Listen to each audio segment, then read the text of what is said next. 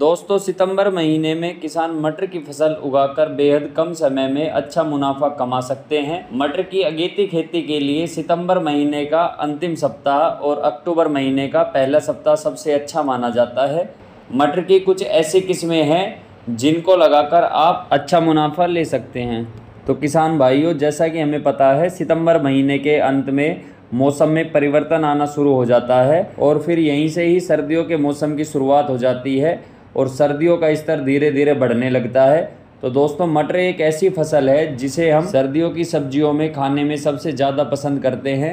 यहाँ तक कि ज़्यादातर सब्जियों में मटर डाले जाते हैं जो खाने के स्वाद को और भी बेहतर कर देते हैं। तो दोस्तों अगेती मटर की खेती अगर हम सही समय पर करें तो अच्छी आमदनी कर सकते हैं, क्योंकि उस समय मटर के भाव बहुत अच्छे होते हैं और हम मात्र 60 दिनों के अंदर अच्छा मुनाफा कमा सकते हैं। तो किसान साथियों, अब हम बात करते हैं कि मटर की खेती के लिए उपयुक्त जलवायु और हमें कौन सी मिट्टी का चयन करना चाहिए, क्योंकि ये चीज़ हर फसल में सबसे बड़ा रोल प्ले करती है।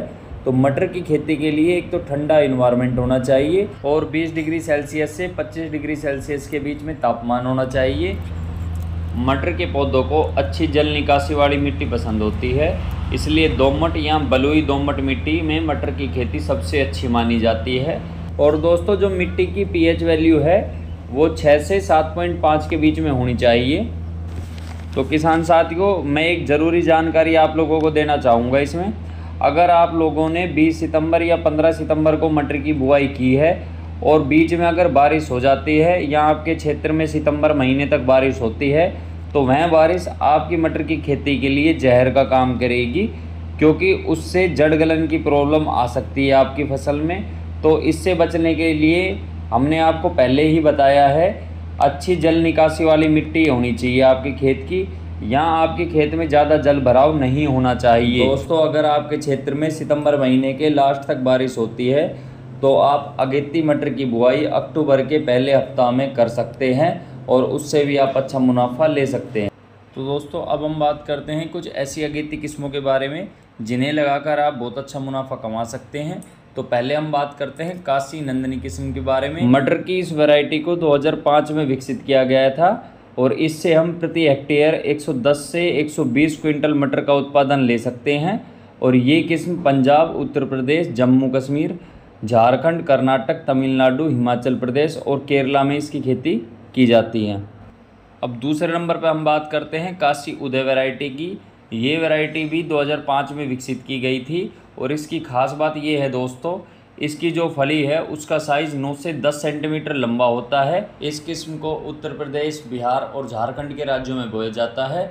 उत्पादन की बात की जाए तो ये प्रति हेक्टेयर 105 क्विंटल पैदावार ली जा सकती है इस किस्म से। तीसरे नंबर पर हम बात करते हैं काशी मुक्त मटर की किस्म के बारे में। मटर की इस किस्म की देश ही नहीं विदेश में भी काफ़ी मांग होती है। इसकी वजह इसकी फलियां हैं और इसके दाने काफ़ी बड़े होते हैं। ये किस्म उत्तर प्रदेश, बिहार, झारखंड, पंजाब के काफ़ी राज्यों में बोई जाती है और प्रति हेक्टेयर 115 क्विंटल की पैदावार इससे हम ले सकते हैं। अब चौथे नंबर पर हम बात करते हैं काशी अगेती किस्म के बारे में। यह किस्म दोस्तों काफ़ी नई किस्म है। ये 2015 में वैज्ञानिकों द्वारा विकसित की गई थी। इसकी खास बात यह है कि ये महज 50 दिन में तैयार हो जाती है दोस्तों और इसके एक पौधे की लंबाई 58 से 61 सेंटीमीटर लंबी होती है। इसकी एक फली से 9 से 10 दाने हम ले सकते हैं। हालांकि इसकी पैदावार अन्य किस्मों के मुकाबले थोड़ी कम है। प्रति हेक्टेयर या 95 से 100 क्विंटल की पैदावार इससे हम ले सकते हैं। दोस्तों 5वें नंबर पे आती है AP3 मटर की किस्म। ये किस्म 60 से 65 दिनों में पक्के तैयार हो जाती है और इसकी पैदावार भी अगेती मटर की किस्मों में बहुत अच्छी मानी जाती है। और छठे नंबर पे आती है M7 मटर की किस्म। ये किस्म भी 60 से 65 दिनों में पक्के तैयार हो जाती है। और 7वें नंबर पे आती है दोस्तों पंच सब्जी मटर की किस्म। ये किस्म भी बहुत शानदार प्रोडक्शन देती है। दोस्तों अब हम बात करते हैं कि मटर की बुआई के लिए हमें खेत को कैसे तैयार करना है। सबसे पहले खेत में गहरी से गहरी जुताई करनी है। उसके बाद 2 से 3 बार हल्की जुताई करनी है जिससे मिट्टी भूरी भूरी बन जाए। और उसके बाद मिट्टी में गोबर की खाद डाल देनी है 1 से 2 ट्रॉली। और दोस्तों हम बसल डोज में SSP दानेदार लेना है 50 kg, DAP खाद लेना है 35 kg और MOP लेना है 30 kg। इनको अच्छे से मिला के खेत में समान मात्रा में डाल देना है और उसके बाद हमें फिर से एक जुताई कर देनी है, जिससे जो भी खाद हमने खेत में डाला है वो समान मात्रा में पूरे खेत में फैल जाए। और उसके बाद हमें जो मटर का जो बीज लेना है वो उच्च गुणवत्ता वाला बीज लेना है। और सबसे महत्वपूर्ण काम ये है कि उसको फफूंदनाशक दवाओं से उसको उपचारित करना चाहिए, जिससे बीज जनित रोगों से बचाव हो सके। अब बात करते हैं कि बीज की बुआई के लिए हमें किन किन बातों का ध्यान रखना है। मटर की बुआई के लिए पंक्तियों के बीच की दूरी 30 से 45 सेंटीमीटर होनी चाहिए और पौधे से पौधे के बीच की दूरी 10 से 15 सेंटीमीटर होनी चाहिए। और बीज की जो गहराई है ज़मीन में वो 3 से 5 सेंटीमीटर होनी चाहिए। और बीज की बुआई के तुरंत बाद हमें सिंचाई कर देनी चाहिए। और याद रखें, सिंचाई दोस्तों हल्की करनी है हमें। तो दोस्तों अब हम बात करते हैं कि सिंचाई का क्या शेड्यूल रहने वाला है हमारा। अब बात करते हैं दोस्तों सिंचाई की। मटर के पौधों में अधिकतम पानी की आवश्यकता नहीं होती है, लेकिन हमें मिट्टी में नमी बनाए रखनी ज़रूरी होती है। बुआई के बाद पहली सिंचाई करें और फिर मिट्टी की नमी के आधार पर 10 से 15 दिनों के अंतराल में सिंचाई करें।